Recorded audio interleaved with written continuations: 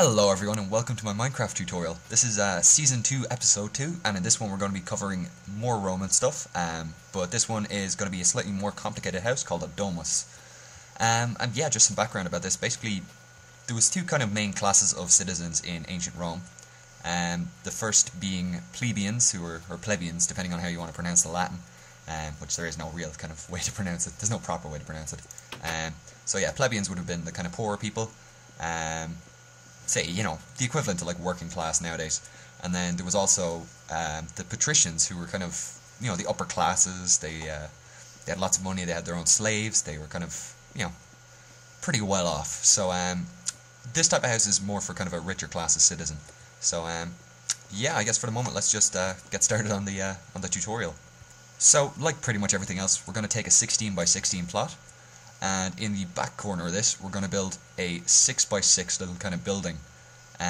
Basically, it's going to be 3 blocks tall with stone in the corner and sandstone all around the edges. Then, in the corner facing the road, you're going to put an extra layer, so it's going to be 4 high.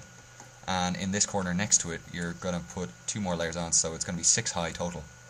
We've also knocked a door in this. You can do this later if it makes it less confusing. But yeah, so basically 4 walls, 2 of them are 3 high, one's 4 high, and one's 6 high. That's pretty much it for this phase.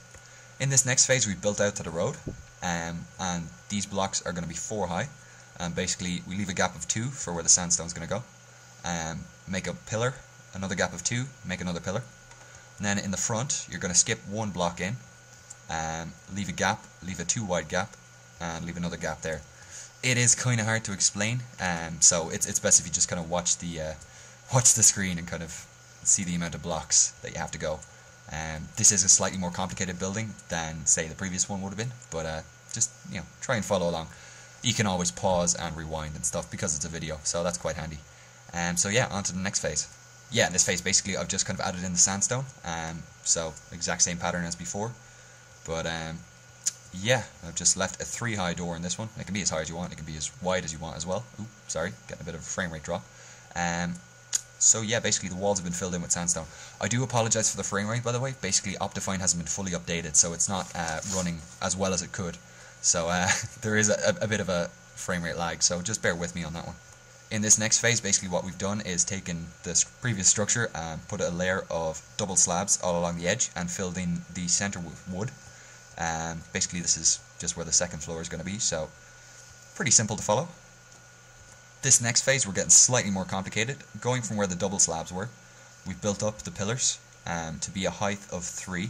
So I think it's adding 4 total to the previous floor level. And basically, because I'm building it in the shape that will sort of later on fit the roof, basically these walls are going to be 4 high from the double slabs.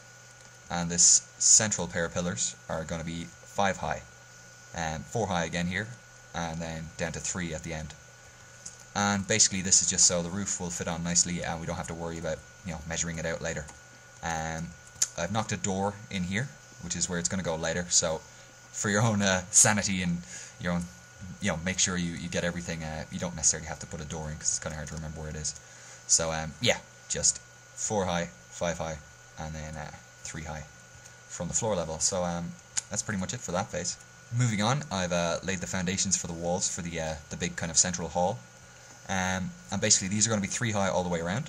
And if you follow this pattern, which is for the front and back, it's going to be 2, then stone, then 1 sandstone, then 1 stone, then 2. So symmetrical. And then coming along the edge of the wall, it's going to be basically alternating between 1 stone and 2 sandstone, and that goes the whole way along until we get to the back, where the same pattern as the front is repeated. So not too complex, just kind of hard to explain verbally, so hopefully you can see the pattern clearly enough here. In this next phase, we've built up the walls to their ultimate height, and basically the edge is still 3 high, but coming in, these 2 blocks of sandstone are going to be 4 high, and then skipping ahead, these are going to be 6 high total. And basically, if you build them up to 6 high all the way around, that should be the kind of easiest part. Next thing is the gables. These are going to be a build them up for the moment as well, but it is kind of a slightly complex arrangement. So basically, coming in from the top, if I just show you where the roof is going to be, it should be easier to kind of get your head around it. I can just grab some brick slabs here. So yeah, basically, because it's going to alternate with full blocks and half slabs, we're going to have this kind of pattern the whole way down. The gable is slightly staggered over so that there's a bit of an overhang into the courtyard below, but I don't know, I think it looks good. It looks kind of funky and offset, which is, you know, asymmetrical design is always good, I find. So yeah, anyway, so the walls are 6 high all the way around, 7 high here, 8 high here, and 7 again here. And yeah, it's kind of it is hard to grasp your head around some of the measurements when I'm just kind of explaining them like this. But if we just skip ahead, you can see how the roof fits on. So I'll come back to this in a sec. Basically, you can see this is, you know, before the roof gets put on. There's also a pillar coming in here. This is in the center of this wall, and it's 2 in. And basically, you make a stone pillar that's going to be 4 high. On top of that, you lay a cross beam of half stone slabs. And then on top of that, you basically want to match the height of the back gable. So it's going to be just 2 up from the stone slabs, 3 up and 2 up and 1 up.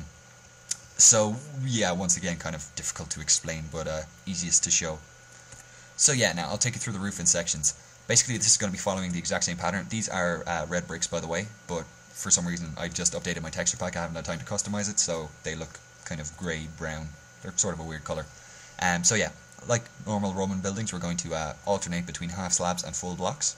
And basically it's going to give us this nice kind of gradual slope, which looks very Romanesque, so quite nice. There should be another line along here, I apologise. Forgot to do that. But yeah, basically for the 2-story bit, it's pretty simple. It's kind of a central ridge and just alternates down. For the courtyard below, it's a little bit more complicated. Basically, on the outside walls, we're going to be putting brick stairs along the outside, and then on the inside, we're going to fill that in with some half slabs. And this gives kind of a little ridge to the roof, but doesn't make it look too big. So that's quite nice. And then on the corner, just put another half slab, and basically this gives kind of an enclosed look to the courtyard. But more detail on that later. For the big hall, basically up to the point where it joins the thing supported by the pillar, it's going to be fairly simple. Basically just lay half slabs along this edge and then alternate up and alternate back down. I like to put a half slab here just because it, you know, it makes it look like the building was built in different phases and it's all not quite fitted together nicely, or fitted together as cleanly as it could have, but it kind of adds a nice sense of history to the building. And then the final bit is just at this front, where it's just a couple of rows of full bricks and half slabs sloping down, and yeah, adds quite a nice effect.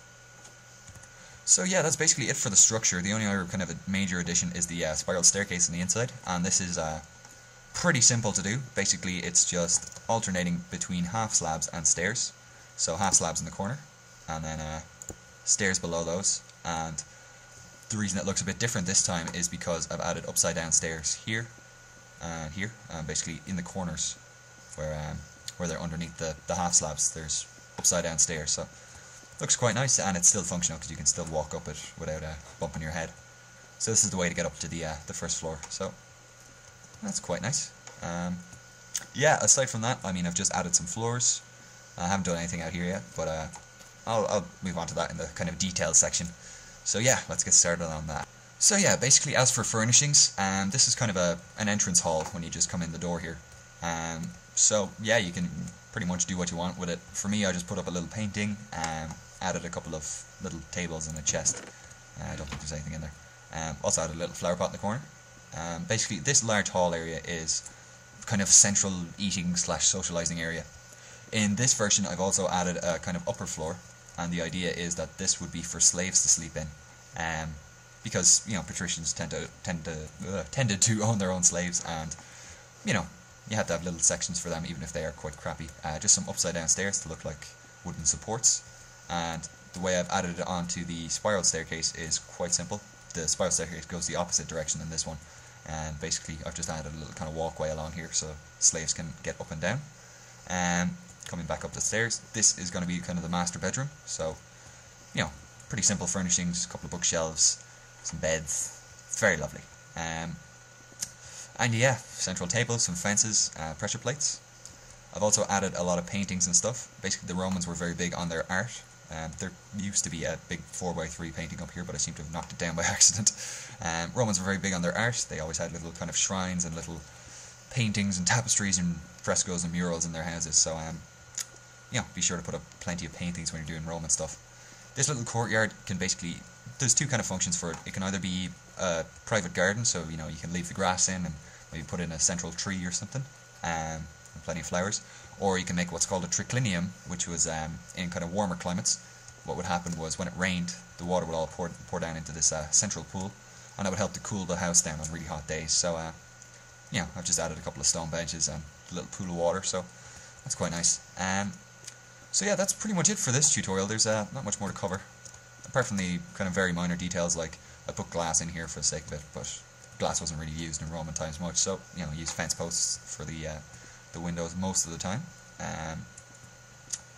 But yeah, that's basically it for now. I'm sorry this tutorial was a bit complicated, but again, with the video tutorial, the nice thing is that you can pause and rewind and stuff, so it's not too bad.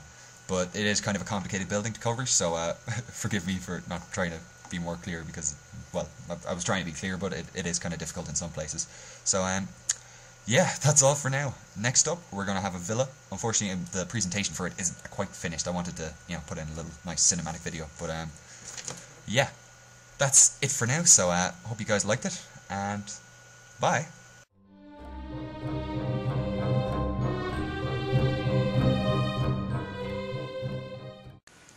Hello everyone, and welcome. Basically, I thought I'd give a brief kind of summary of how the server's gone so far. It's only been up for a couple of days.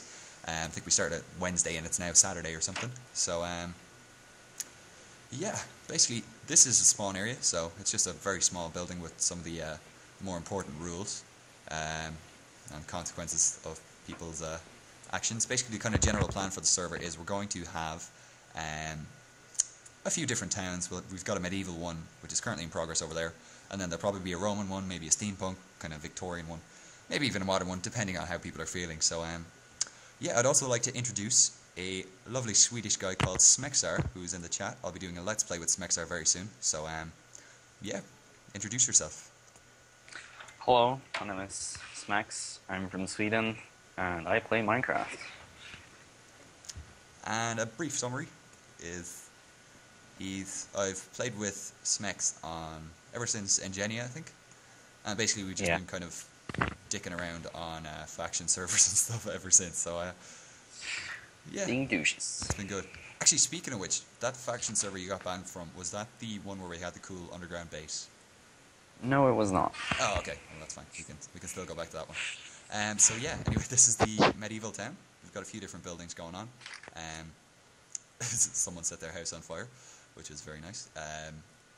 Yeah, so, we got a windmill, we got a flag with a creeper on top. That is beautiful. Don't blow up. Oh, no, he's okay. He's just on the ground now. We have a field with multicolored sheep. We've got some different houses under construction. Overall, the quality of the builds on the server has been really good. So I'm very overjoyed by that. I was worried I'd get some dirt houses.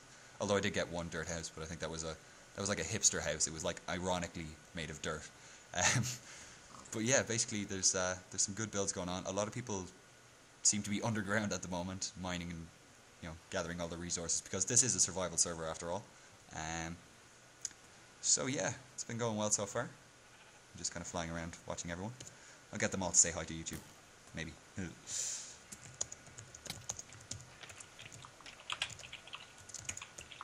So yeah, that is pretty much it for this video. The Let's Play that myself and Smex and another girl will be doing is, it's going to be all based around Tekkit. But it's the first time I've done a Let's Play. Is it for you as well? Yes, it is. Yeah, so that's going to be interesting. We'll try and stay focused on doing a commentary, because I have a habit when I'm not actually doing a tutorial of just going completely silent. So yeah, hopefully that'll go well. We'll see how it turns out. So that's going to be recorded like next weekend is the current plan. So it should be up hopefully by next weekend in the following days. So yeah, that's all for now. I hope you like the town. I hope you like the server. The IP and all the details and how to get on are in my other video, which I'll add a link to below. So, yeah, thanks for watching, and I'll see you guys next time. Bye. Bye.